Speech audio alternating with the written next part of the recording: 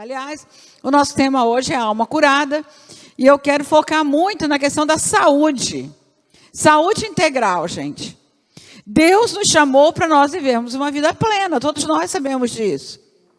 Deus quer que nós tenhamos uma vida que vale a pena viver, uma vida de qualidade, uma vida íntegra.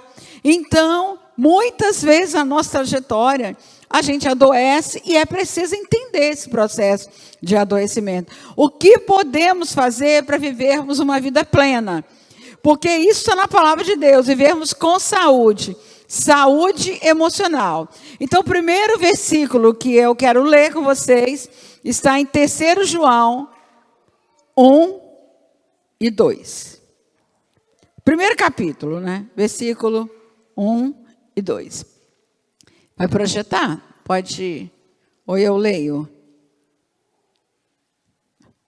Ok? 3 João é um versículo bem conhecido. Vou ler só o 2.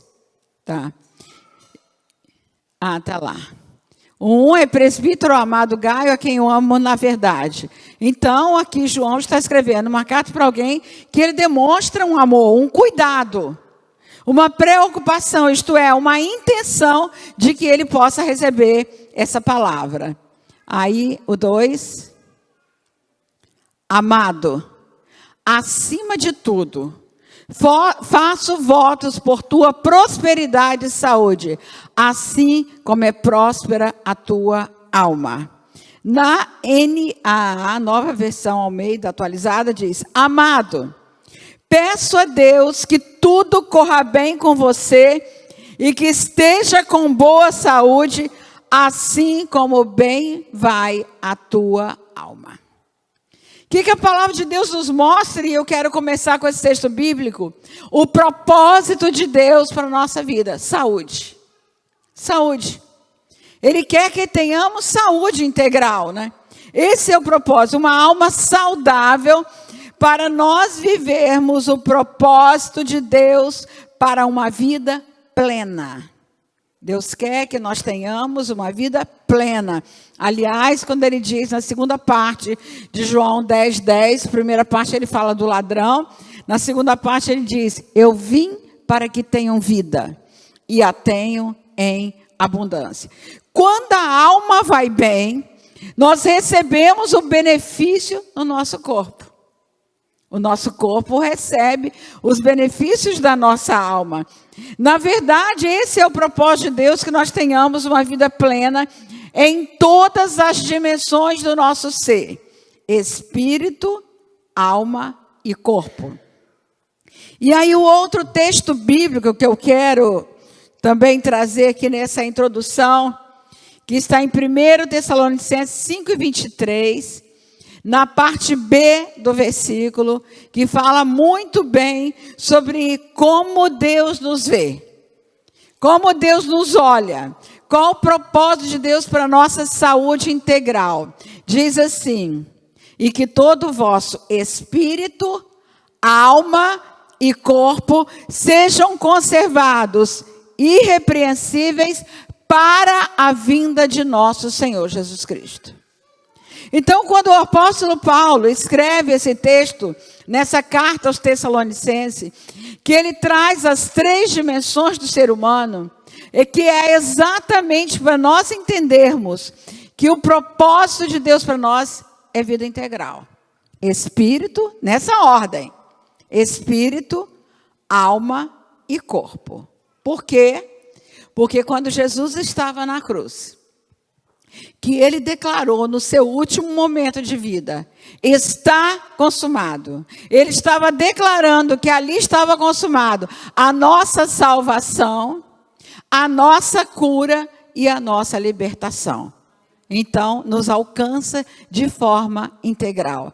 Deus não quer que nós vivamos uma vida medíocre, uma vida de segunda qualidade, de segunda categoria, uma vida onde nós não tenhamos essa leveza e essa inteireza que o Senhor veio trazer para nós.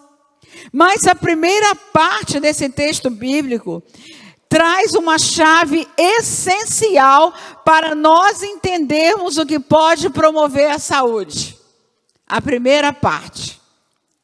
Nós lemos a segunda parte.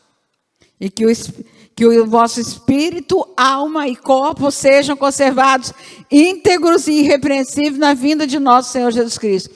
Mas o texto começa assim: o mesmo Deus da paz vos santifique em tudo.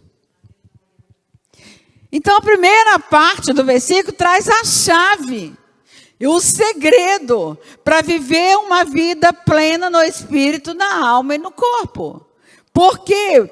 Porque nesse texto bíblico aqui, gente, nós vamos entender que o apóstolo Paulo poderia ter usado qualquer atributo de Deus.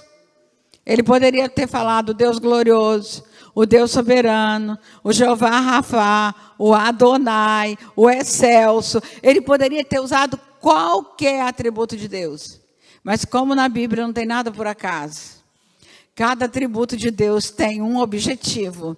Quando o apóstolo Paulo usa o Deus da paz, ele estava dando uma chave essencial para nós entendermos que a paz é a única que pode promover a saúde integral do ser humano. Somente a paz. A chave para promover a saúde e a liberdade é a paz, o Deus da paz. Quando Jesus chegou aqui, ele veio para abrir este caminho, para esse processo acontecer. Porque ele quebra a barreira de separação. O véu foi rasgado de alto a baixo. Abriu a conexão. E quando abriu a conexão, que nós tivemos livre acesso ao caminho para a graça de Deus, ali naquele momento, ele estava se revelando como a nossa paz. Ele é a nossa paz. Ele é a fonte da paz. A paz não é um sentimento, gente. A paz não é um sentimento. Muitas vezes nós pensamos que a paz é apenas um sentimento. É muito mais que isso. A paz é uma pessoa. Jesus é a nossa paz. Ele é o príncipe da paz. Ele é a nossa paz. Somente Ele traz a paz. Você pode estar vivendo a maior turbulência na sua vida. Você pode estar vivendo o maior problema que você estiver vivendo. Você pode estar vivendo até no momento de doença, de sofrimento. Mas quando nós temos Jesus, a alma repousa em paz. Quando ele diz, eu vim para que tenham vida e a tenham em abundância. Ele estava dizendo vida no espírito, vida na alma e vida no corpo. Deus nunca nos segmentou. Deus nunca nos fragmentou. Deus nunca tratou só com o espírito, não. É sempre um processo. O espírito, a alma e o corpo. Nós estamos ligados no nosso espírito humano, ligado ao Espírito de Deus. Nós temos uma alma que habita um corpo. E isso é o ser humano. Mas na primeira parte, João 10:10, ele diz, o ladrão vem senão para roubar, matar e destruir. O que ele quer roubar para tirar a nossa saúde? A paz. É isso que ele tenta roubar o tempo inteiro, com as perturbações. Olha quantas perturbações a gente tem por dia, gente. Às vezes você sai no trânsito, você já tem uma perturbação. Às vezes uma coisinha em casa, um conflito já te tira a sua paz. Às vezes um aborrecimento qualquer tira a sua paz, rouba a nossa paz. E é isso que o inimigo quer fazer, roubar a nossa paz. Quando ele saqueia a alma, a nossa casa interior, e ele rompe a porta para roubar. O segundo passo, ele quer matar e ele quer destruir. Nós vamos ver isso aqui hoje. Por quê? Porque há todo um processo que ele quer roubar para matar e destruir. Ele não consegue chegar assim e nos roubar e nos matar e nos destruir. Ele fica ao nosso derredor, rugindo como um leão, buscando a quem possa tragar. Mas nós conhecemos o leão de Judá, não é? Ele que é o nosso. Nós já cantamos isso aqui hoje. Nós já cantamos. Então ele fica rugindo como um leão. Mas ele não é o leão. É imitação barata. Barata, né? Ele sempre vem com uma imitação. Então, ele fica ao derredor, porque ao redor estão os anjos do Senhor. O anjo do Senhor acampa ao redor daqueles que o temem e o buscam. Então, ele fica depois dos anjos. Mas fica tentando, né? Tirar a nossa paz, né? O espírito, gente, o espírito do ser humano é regido por leis e princípios espirituais. Cada parte do nosso ser, para a gente entender o que é saúde emocional plena, a gente precisa entender como funciona cada parte. O espírito é regido por leis espirituais. E elas dão a direção para a liberdade em Cristo e para a saúde plena. Você conhece as leis espirituais? Estão todas aqui. Tudo aquilo que nós precisamos seguir. As leis espirituais é a lei de Deus para nós. É o rumo que nós temos que ter na nossa vida. É a necessidade que nós temos de uma ligação direta com o Espírito Santo de Deus em nós. Essa compreensão que o Espírito que habita em nós é o Espírito de Deus, que sabe tudo sobre Deus, que veio de Deus para nós, que quando Jesus ascendeu aos céus, ele deixou aqui o seu Espírito Santo para habitar em nós. Porque o texto diz, e o Deus da paz vos santifique em tudo. Então a presença do Espírito Santo de Deus em nós vai trabalhando esse processo de santificação de dentro para fora. Quando nós aceitamos Jesus e nos comprometemos com Ele, o Espírito Santo que habita em nós, ele nos faz compreender a vontade de Deus na nossa vida. Ele ativa a nossa consciência.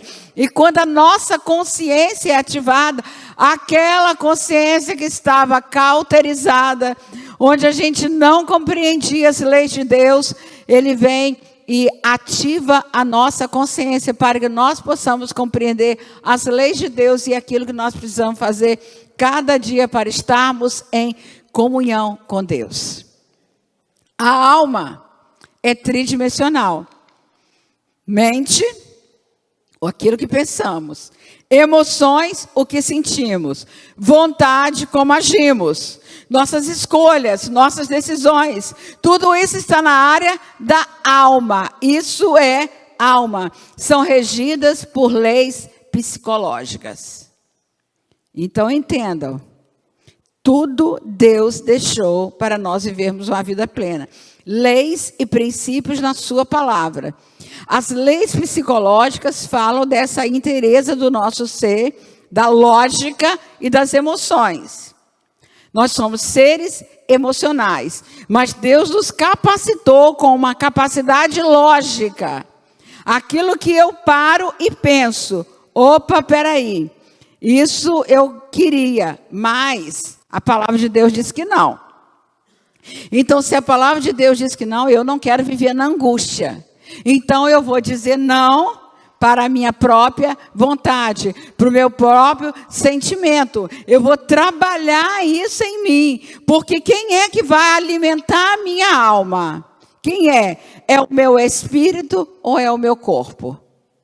Porque tudo é regido por leis. O corpo é regido pelas leis físicas, desejos, sentidos. Tudo entra pelos nossos sentidos, aquilo que eu vejo, aquilo que eu escuto, aquilo que eu toco. Então, tudo isso são leis que governam a nossa vida. Agora, imagina, leis espirituais, leis psicológicas e leis físicas alinhadas. Essas leis precisam estar alinhadas para que eu tenha saúde integral, saúde plena. entre os desejos do corpo e as leis espirituais para uma vida realmente livre em Cristo, eu tenho a alma. Compreendeu agora como funciona essas três leis, essas três instâncias que atuam em mim? Então, quando isso não está em harmonia, não está alinhado, aí começa a desorganização estrutural. Uma desorganização dentro da minha alma que vai levar à angústia, porque a angústia é a febre da alma. Quando você está angustiado, é apenas uma denúncia de que tem algo que precisa ser olhado. Quando alguém está com febre, pode tomar um antitérmico. Ah, estou com febre, vou tomar um antitérmico. Você toma, quando o efeito passa, a febre volta. Porque o que aquela febre está indicando? Aquela febre está denunciando que tem alguma coisa que precisa ser olhada no organismo. Pode ter ali um foco de infecção. E que se não olhar, continuar tomando antitérmico, sem parar para fazer um exame, para ver se tem algum foco de infecção, você pode morrer. Todos nós sabemos que a sepsemia, por exemplo, a infecção generalizada, ela começa assim. Dá uma febre aqui, dá outra ali, e aí, às vezes a pessoa nem percebe que cai uma bactéria na corrente sanguínea, e aí ela vai para uma sepsemia e pode ir à morte. É a mesma coisa na nossa alma. É preciso entender. Quando a angústia se manifesta, que vai tirando a paz, que você não consegue sentir aquela leveza na sua alma, isso é um indicativo que é preciso parar para perceber o que está acontecendo na nossa alma. Quem governa a sua vida? O espírito ou o corpo? As leis espirituais ou as leis físicas? Os desejos do corpo ou os princípios de Deus? Quem governa sua vida? Quem mais você alimenta? É uma escolha. Quaisquer leis não observadas, bem como as transgressões, trazem consequências. Todas as vezes que nós transgredimos uma lei institucional, uma lei que está aqui, instituída no mundo, a gente tem uma consequência. Agora, quando nós transgredimos leis e princípios da palavra de Deus, isso também tem consequência. Eu posso até não concordar com a lei. Imagina que você viu lá num filme de alguém que olhou toda a dimensão do horizonte e falou, vou voar. Aí você sobe aqui no prédio mais alto da cidade e aí você fala, eu também vou voar. Não é? Aí você vai lá, dependendo da altura que você pular, vai bater no chão, ou vai se quebrar todo, ou vai morrer. Há uma lei, lei da gravidade. Não tem como. É uma lei. Então, o mundo é regido por leis. Nós somos regidos por leis. Deus é a fonte da lei. A lei harmoniza. A lei dá limite. Se eu não houvesse leis, nós viveríamos num caos. Então, a lei nos regula, a lei nos limita. Assim como a lei institucional nos dá os limites da nossa atuação, as leis espirituais também nos dão os limites da nossa liberdade. Quando a gente transgride, a consequência vem. Então, o que acontece quando as leis espirituais são quebradas? Entra a incongruência, aquela contradição entre aquilo que eu sei, que eu já recebi, que eu conheço a palavra de Deus, que eu sei que são princípios e valores corretos, que dão paz à minha vida, e a prática disso tudo. Quando eu quebro esses princípios, o psiquismo se desorganiza, entrando a vulnerabilidade para os transtornos psíquicos. Todo transtorno psíquico, ele teve um ponto inicial. Ele teve uma gênese.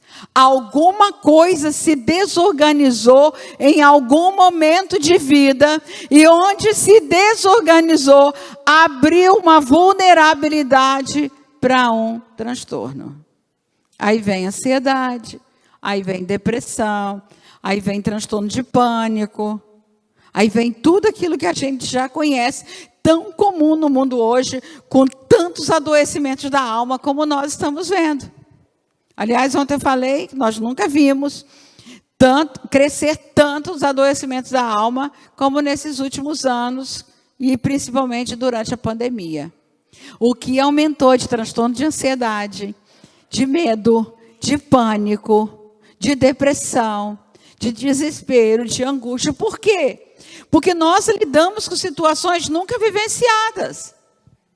Quantas pessoas saíram de casa para fazer um exame no hospital, foram entubadas, sem contato mais com seus familiares, sem despedidas, velórios sem luto, sem elaboração do luto, sem aquele ritual que nós já estamos acostumados, que é o momento da despedida. Quantos que não viram suas pessoas queridas? Na nossa igreja foi o nosso pastor que faleceu.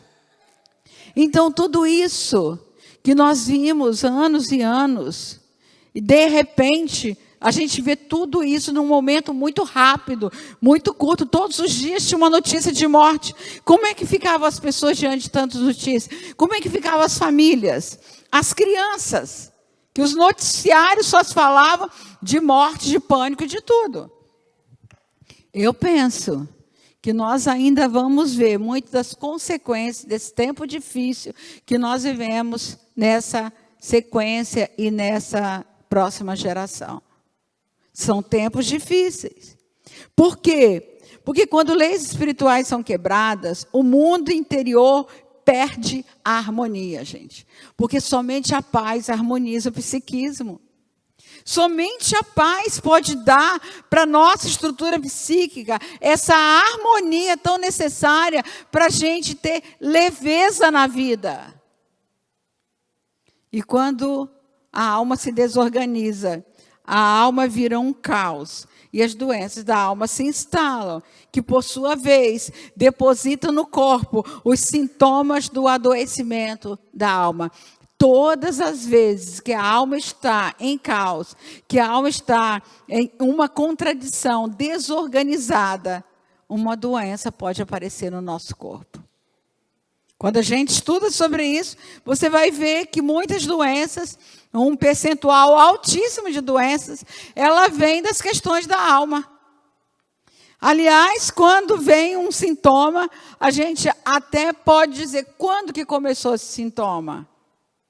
Qual foi o momento inicial? E o que aconteceu ali nas questões da alma, né, nesse momento? O que detonou esse processo? Sempre tem um ponto. Porque com a alma angustiada, a pessoa não consegue viver em paz. E as turbulências, né, recorrentes, aquelas turbulências que vêm todos os dias, de alguma forma ou de outra, as turbulências vão adoecer a alma. Quantas pessoas vivem numa agitação tão grande que elas nem conseguem estar sós com elas mesmas? Tem gente que não consegue ficar só. Tem mulheres que não conseguem ficar só, engatam um relacionamento no outro, tentando tamponar o vazio da sua alma. Tem homens que não conseguem ficar só em determinados momentos para reestruturar a sua vida e também ficam colocando pessoas para dar conta dos vazios da sua alma. E pessoas não preenchem o vazio da alma. Muito pelo contrário, pode intensificar as dores da alma. Pode trazer mais adoecimento ainda. Quantas pessoas, né, estão com essa alma tão turbulenta, que foram machucadas ao longo da sua vida. A alma cheia de nós, cheio de enigmas, de segredos guardados, que precisam vir à luz para a saúde da alma acontecer. Ontem eu falei para vocês da Masterclass do Salmo 139, que é uma prática terapêutica bíblica, que é exatamente buscar, através da oração e da palavra de Deus, o ponto inicial dessas dores. Onde estão esses nós? E isso é preciso liberar. A palavra de Deus, nos diz no Salmo 51, versículo 6, tu amas a verdade no íntimo. O Senhor conhece a verdade da nossa história. O Senhor conhece a verdade que está guardada lá no íntimo da nossa alma, que às vezes nem nós sabemos direito. Nada escapa aos olhos de Deus. Ele nos conhece muito antes da gente ser gerado no ventre da nossa mãe. Ele sabe tudo o que aconteceu conosco. Então, como o Criador que é, Ele conhece a nossa alma, Ele conhece a nossa história. E quando nós começamos a buscar, através de uma compreensão da palavra de Deus em oração, o Senhor começa a vir e mostra e vai trazendo à tona para que a gente possa viver uma vida livre. Segredos matam o interior. Segredos adoecem a alma. Segredos guardados que tem por detrás essas dores podem matar o corpo. Quantas pessoas que se autopunem porque tem segredos guardados que não conseguem se perdoar. E aí vão guardando esses segredos e vão adoecendo cada vez mais. Está lá em Apocalipse, lembra-te de onde caíste, arrepende-te. O tempo não apaga pecados, o tempo apenas intensifica as consequências do pecado na nossa vida. Então é preciso lidar com esses segredos da alma, é preciso lidar com essas dores da nossa história, é preciso lidar com essas culpas guardadas, porque na cruz o perdão já foi dado, a graça já foi derramada. Nós temos por direito do Calvário o perdão para nossas almas. E uma das estratégias do inimigo é ficar lançando acusação no nosso rosto enquanto nós calamos, enquanto nós guardamos esses segredos. Mas quando nós abrimos o coração para Deus e quando nós abrimos o coração para alguém, nós recebemos cura, libertação, saúde.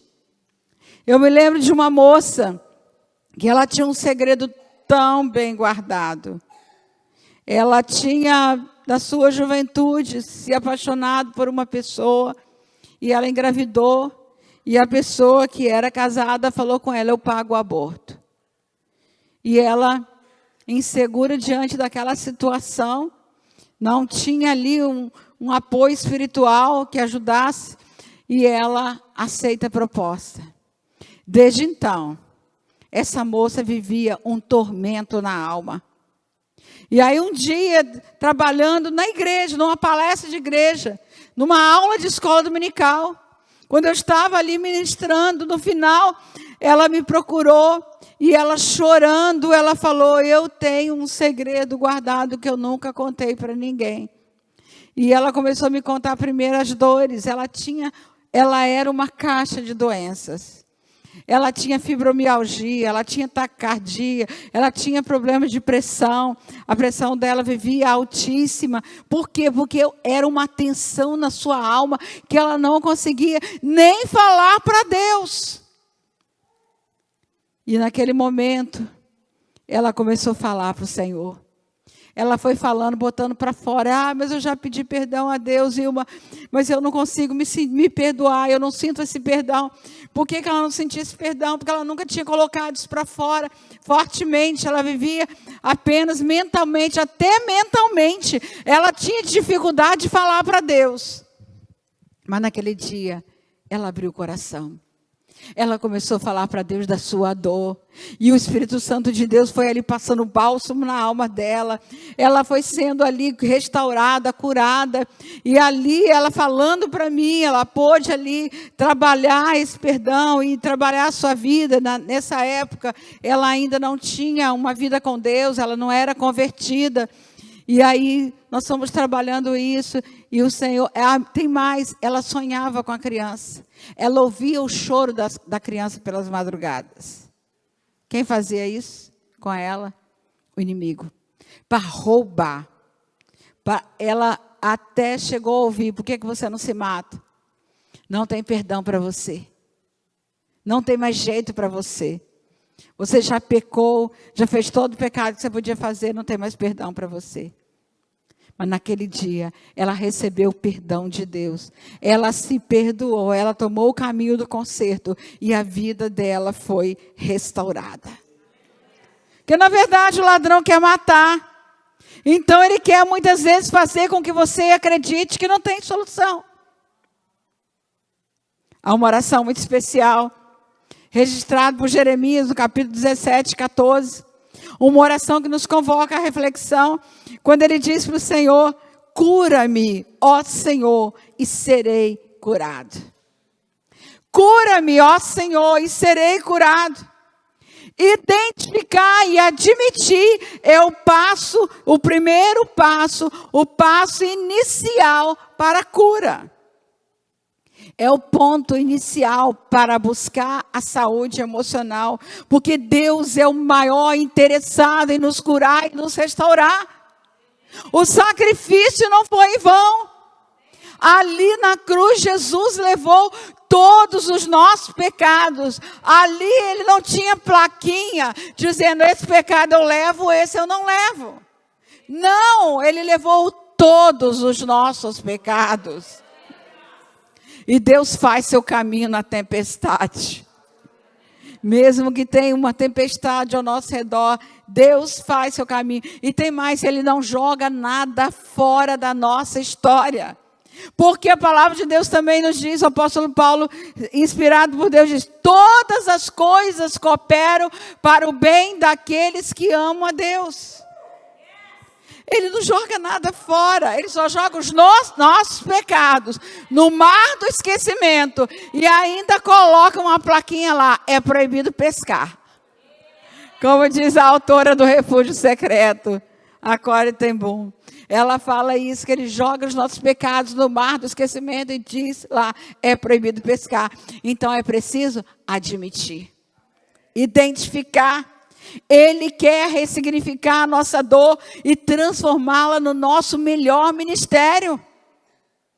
Aonde você foi ferido, aonde você sofreu, aonde você foi machucado, é aí que Deus quer te usar para você ajudar outros. 2 Coríntios, capítulo 1, diz: para que consoleis a outros com as mesmas consolações com que fostes consolados por Cristo Jesus. Você conhece essa dor. Onde o Senhor te curou, é aí que você pode dar o seu testemunho. É aí que você pode contar do que Deus fez na sua vida. Eu percebo que muitas pessoas desejam ter uma vida livre em Cristo, plena na presença de Deus, querem cumprir o propósito de Deus para suas vidas e até mesmo seus ministérios, anseiam ser cheios do Espírito Santo. Disponibilizaram suas vidas a serviço do reino e têm convicção da sua chamada e vocação. Quantos têm todo esse conhecimento?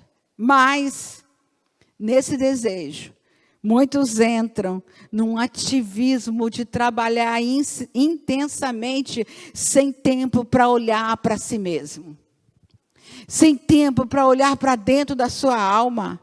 Eu lembro quando eu vim aqui o ano passado, ano 2019, foi, pastor? 2019, 18. Eu ministrei para vocês um texto que Deus estava falando muito comigo na época, que era Isaías capítulo 6. Naquele ano que morreu o rei Uzias. Tempo de luto, tempo de perda, um tempo que toda a nação estava sofrendo, e principalmente Isaías. E Deus dá para ele uma visão da santidade dele. E ele diz: eu vi o Senhor assentado num alto e sublime trono. E os serafins cantavam: Santo, Santo, Santo é o Senhor dos exércitos. E quando ele viu a santidade de Deus, lá naquele momento veio um reconhecimento profundo do que ele estava passando. E ele diz: ai de mim. Quando é que você grita um ai? Quando está doendo. Não é? Quando você sofre, você fala: ai, você dá um ai forte. Foi isso que Isaías fez. Ai de mim. Ai de mim, que dor que eu estou sentindo agora. Porque eu sou um homem de lábios impuros. E se a palavra de Deus nos diz que aquilo que a boca fala está cheio o coração, que é o que vem de dentro que contamina, e não o que entra, mas é o que sai. O que Isaías estava dizendo naquele momento? Eu tenho meu coração cheio de iniquidade, por isso que a minha boca fala, né? Eu tenho os lábios, né? Ai de mim, porque eu tenho os lábios impuros. Há impureza na minha alma. E aí na visão vem um serafim, traz uma brasa viva ali, representando, né, o fogo do Espírito que vai ali queimando as impurezas dele. E ele ainda diz, eu habito no meio de um povo de impuros lábios. E os meus olhos viram o Senhor. Então ele fala de dentro e de fora. Ele fala daquilo que ele está sentindo ali dentro, naquele ai. Mas ele também fala do contexto que ele vivia. Qual é o contexto que você vive, meu irmão? Qual é o contexto? Será que é o contexto de impureza também? Porque hoje nós estamos vivendo um tempo que a impureza não está só, muitas vezes, em algo que você vê fora. Mas nós temos hoje um mundo virtual, sem fronteiras, selvagem e sujo. Cheio de impurezas entrando na casa e na vida de muitos cristãos, que é a pornografia. Trazendo toda uma contaminação e portas abertas para o inimigo roubar da família, roubar da casa, tirar a paz, entrar ali o sofrimento, portas para o roubo. E naquele momento Isaías reconhece o ambiente que ele estava. E aí ele ouve uma voz. A quem enviarei? Quem há de ir por nós? Quem há de ir por nós? O Pai, o Filho e o Espírito Santo. Deus ali dizendo, a quem enviarei? Quem é que ali, aqui na terra, vai levar essa mensagem? Isaías foi escolhido como profeta messiânico. Ele tinha que levar a mensagem do nascimento do Messias mais de 700 anos antes de Jesus nascer. O profeta messiânico. E ele diz, eis-me aqui, envia-me. Como foi que ele disse? Envia-me a mim. Envia-me a mim. Vocês entendem o que é isso? Eu preciso. Envia-me primeiro para mim, Senhor, para que eu possa olhar para dentro de mim mesmo, para que eu possa trabalhar todas as minhas impurezas e iniquidades, para que eu possa realmente trabalhar aquilo que me impede de ser a pessoa integral no propósito de Deus que eu preciso ser. Examine-se, pois, o homem a si mesmo. Está lá no texto da ceia.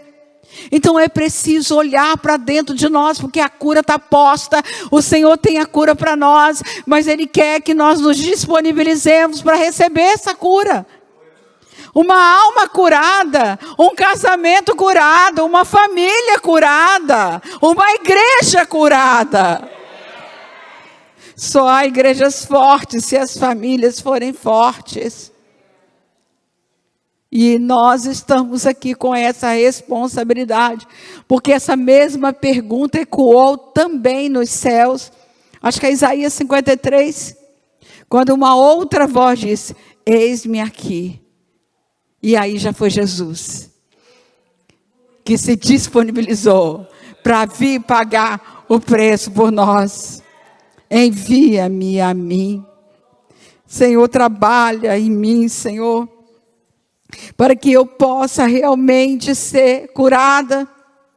É preciso parar, irmãos, para olhar suas dores no corpo, na alma, para perceber muitas vezes que há uma alma doente com comportamentos distorcidos, que quando a alma está doente, ela altera pensamentos, ela altera sentimentos e ela altera comportamentos, isto é, ela denuncia. A alma doente distorce os nossos relacionamentos, distorce a nossa vida, rouba a nossa paz, tira essa plenitude que nós precisamos ter aqui, para nos sentirmos filhos amados do Pai, para entrarmos com livre acesso na presença de Deus, sem barreiras.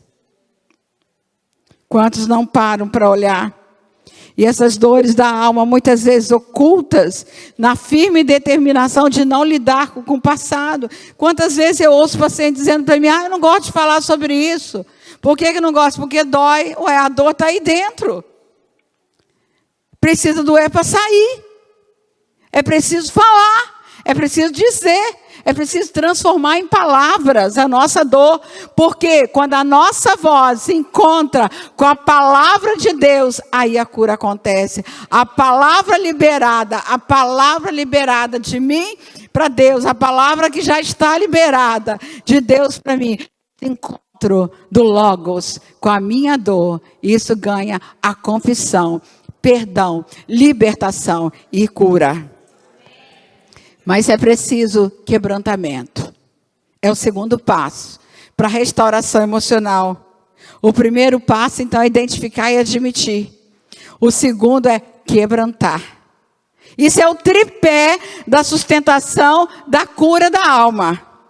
Quando nós reconhecemos que há algo que precisa ser curado, há duas opções. Fechar novamente no orgulho e no medo, na vergonha. Ou quebrantar, para desarmar a resistência. Sabe, eu gosto muito do Salmo 131, quando o salmista diz, qual criança que terminou de ser amamentada, em outra tradução, qual criança desmamada nos braços da sua mãe, assim estou eu para contigo. O que o salmista está dizendo? Qual criança que não tem nenhuma resistência, nenhuma defesa, que se entrega para ser nutrida pela sua mãe? Assim, Senhor, estou eu. Não, sem resistência, sem defesas, sem justificativas. Assim deve ser o nosso processo. Aliás, a palavra de Deus diz que quem não faz como uma criança não entrará no reino dos céus. A pureza da criança. A confiança da criança, a entrega da criança, é essa entrega. E quando Tiago fala, dando os passos para a cura, ele diz, lamentai e chorai as vossas misérias. Quando a gente identifica o coração quebranta, não dá para ficar sem choro. Aí a gente chora, Senhor, tem misericórdia de mim, da minha alma. E aí você começa a entregar isso, porque não há cura sem humildade e quebrantamento, porque Deus resiste o soberbo. Deus resiste. Vocês já imaginaram alguém querer chegar perto de mim, e à medida que a pessoa vem se aproximando, eu estico a mão, e não deixo ela nem chegar perto? Isso é resistir. Não chegue. Não chegue. Você já pensou, Deus resistiu o soberbo? Quem é o soberbo? É aquele que se engessou e se endureceu tanto com as suas feridas da alma, que entrou pelo caminho da rebelião, porque onde começou a soberba foi Lúcifer no céu, quando ele se rebelou contra Deus. E entrou nesse caminho da rebelião, e engessou o seu coração, e fechou para os princípios de Deus, e não retém ali o que Deus está dizendo, para trabalhar a humildade e receber a cura. Porque a humildade vai adiante da honra. Deus resiste soberbo, mas dá graça aos humildes. E aí ele abre o caminho. Quando nós vamos para ele humildes e quebrantados, não há espaço para o medo da entrega. Não há espaço para ter medo de abrir o coração para lidar com as dores. Não, a gente lida com elas. Para permitir o confronto e admitir a nossa responsabilidade. Porque enquanto nós ficamos só culpando o outro, só olhando para o erro do outro, só fixado lá nas falhas da paternidade, só reclamando de papai e mamãe a vida inteira. Eu me lembro de uma paciente que ela chegou no consultório contando toda feliz que ela estava fazendo 50 anos. Que legal, 50 anos, você está linda com 50 anos e tal. Ela toda feliz. De repente ela volta para a história dela. Mas a mamãe, aí ela começou a falar sobre a mamãe ali, queixar da mamãe. Aí eu olhei, depois que ela falou tudo, eu falei, que bonitinha. 50 anos, ainda queixando da mamãe? Solte o passado. Liberar o passado. Chega de se agarrar nas falhas de pai, de mãe. Você não tem como mudar o passado. Não tem como. Ah, mas eu tenho direito. Eu tenho, isso é justo. Que justiça é essa, gente? A palavra de Deus nos diz que a justiça humana é como trapo de... Sabe o que é trapo de imundície, gente? Que a Bíblia está falando? Paninho de menstruação. Era o que se usava lá naquela época. O paninho que acolhia o sangue que não prestava mais para o corpo. Também o paninho de sangue dos leprosos. Isso que era trapo de imundície. Não precisa desse sangue que não presta. Um sangue puro já foi vertido. Ele é a nossa justiça. Ele é.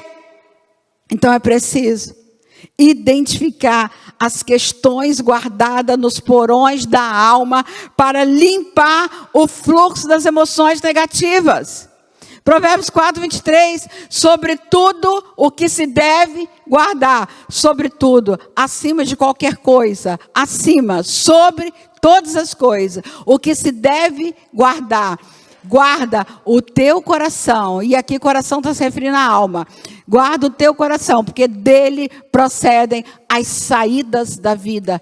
Quando a vida está obstruída, tem coisas no fluxo da vida que precisa limpar. Mágoa, ressentimento, amargura, falta de perdão. Quem você precisa perdoar? Para liberar a sua saúde. Para receber essa saúde plena, é preciso trabalhar com essas dores do passado, com essas mágoas, com esses ressentimentos, com esse rancor, com essa raiva. Porque a ira é a dor oculta da alma, que leva a pessoa a viver um temperamento irritadiço, sem alegria, sem leveza, sem paz e com o organismo todo desestruturado e doente. Precisa de cura. O fluxo da vida ficou obstruído. Limpa. E vós que sois de ânimo constante, limpai o coração. Lide com essa raiva. Já sofreu? Você não tem como mudar o passado. Já lamentou? Pode lamentar. É bíblico. Quem escreveu um livro cheio de lamentações? O profeta Chorão. Não é? Lamentou tudo que estava vivendo lá. Mas, depois que ele lamenta, quando chega lá no capítulo 3, no versículo 15, no meio do capítulo ele diz, torno a trazer à memória o que pode me dar esperança. Para olhar de tudo de bom que já aconteceu na sua vida. Para olhar que Deus te conduziu e te trouxe até aqui. Que você está aqui hoje em condições de lidar com toda essa história. Lide com a raiva, como a gente lida com a raiva através do perdão, para de se sabotar, porque a autossabotagem, ela libera doenças para o corpo, para a alma e também para o espírito. A autossabotagem leva a compulsões. Libere o passado, para de cultuar histórias dolorosas. Fala com o Senhor, você não pode mais ficar carregando. Paulo disse isso em Filipenses. Esquecendo-me das coisas que para trás ficam e avançando para as que estão diante de mim, prossigo para o alvo pelo prêmio da soberana vocação de Deus em Cristo Jesus. Esquecendo-me. Ué, Paulo bateu com a cabeça lá na prisão? Teve amnésia para esquecer? Não.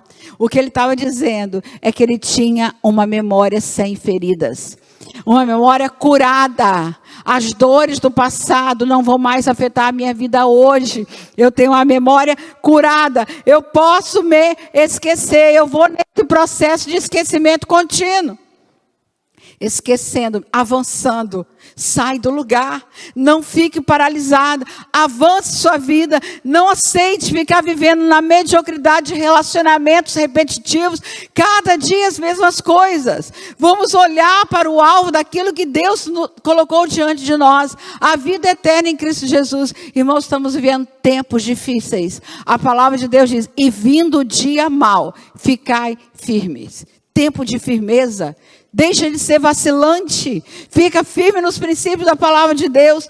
Fica firme no propósito. Prossigo para o alvo. Avance, não pare. Olhe o alvo para o qual Deus colocou à sua frente. Renove a sua mente. Renove.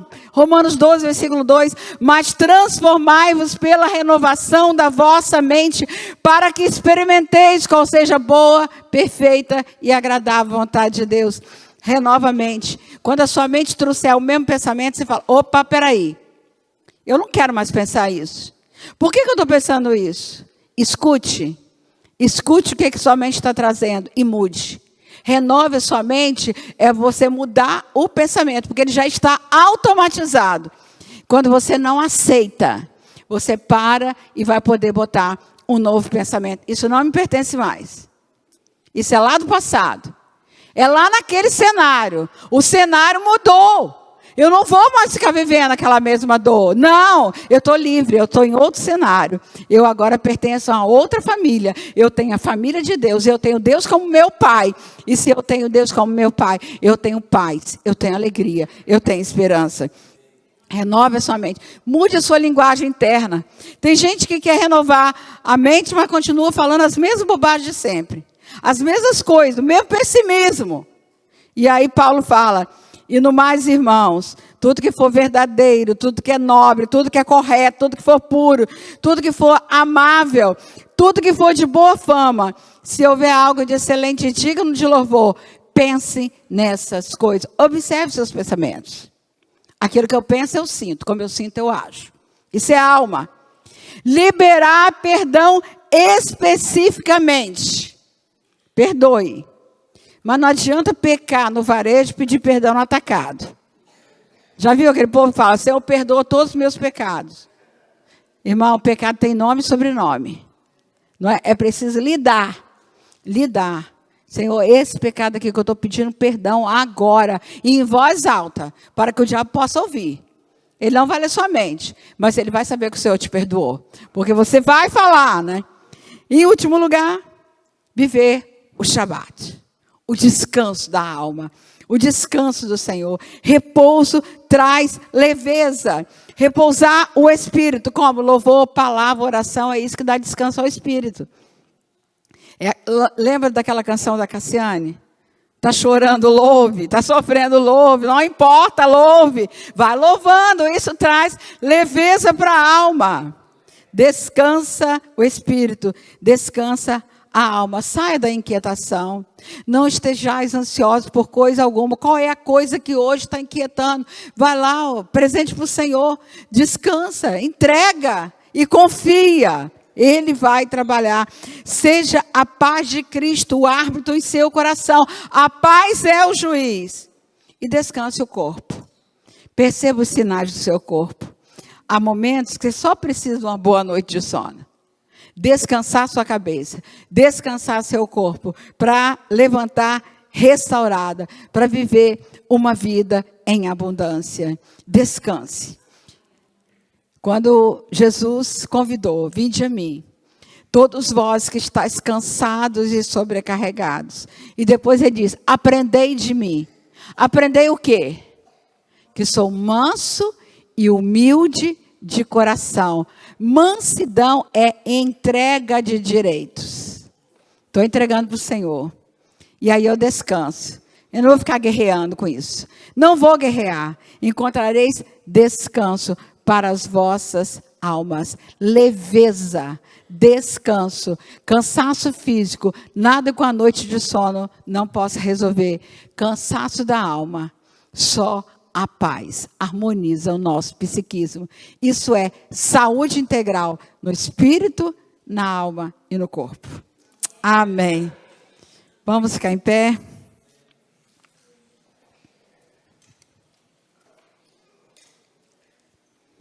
Como é que está a sua alma? Quando você saiu de casa hoje, que você veio para esse culto, o Senhor conhece as lutas que você tem passado, as dificuldades que você tem vivido, as noites mal dormidas. O Senhor conhece a sua alma. Qual a cura que você precisa nessa noite? O que o Senhor falou com você? O que você precisa abrir mão?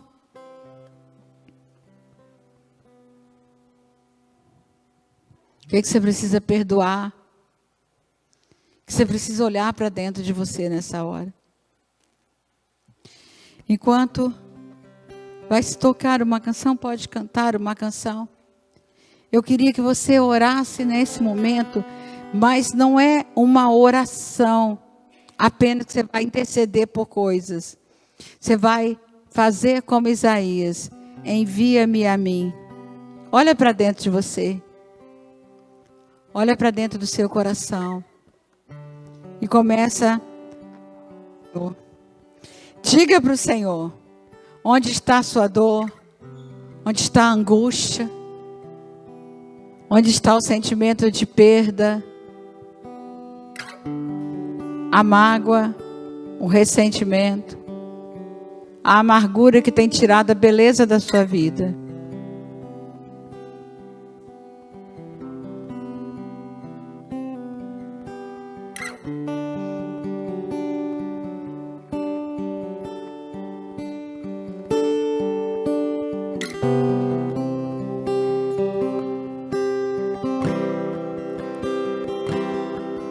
Sonda os corações, Senhor.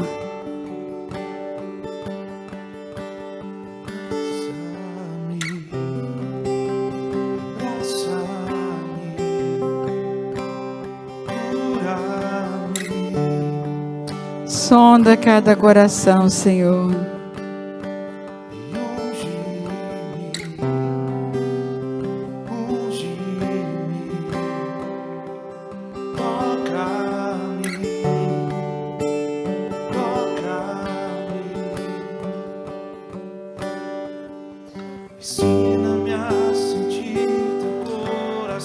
Só a tua graça e a tua misericórdia, Pai. Pode nos confrontar, Pai. Porque o teu amor tem bálsamo, Pai. Em nome de Jesus. Se o Senhor falou com você e você tem um ponto de dor na sua alma, que você precisa de cura nessa noite, sai do seu lugar e eu quero orar com você. Deus não invade a nossa privacidade. Ele espera que a gente diga: Senhor, é comigo. Senhor, eu preciso. Você precisa? Vem aqui. Vem aqui. Aleluia, Jesus. Pode chegar aqui mais perto de mim.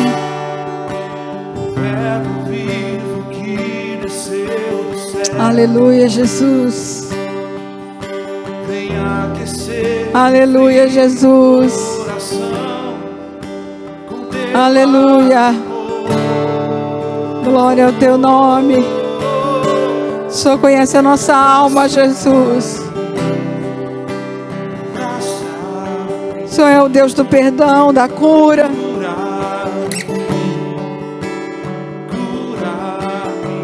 Com o teu bálsamo em cada pessoa que está aqui na frente.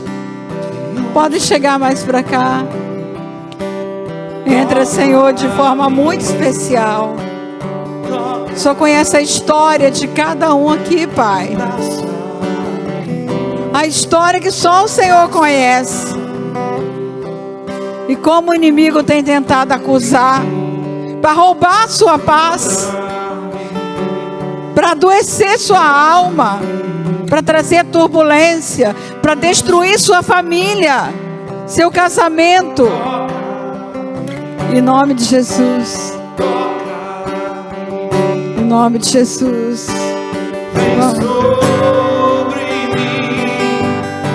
Vem, Senhor. Vem, Senhor. Vem, Senhor, toca, Pai. Aleluia.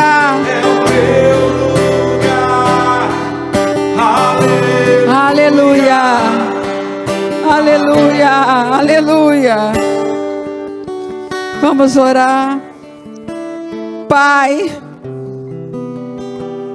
como é bom poder te chamar de Pai,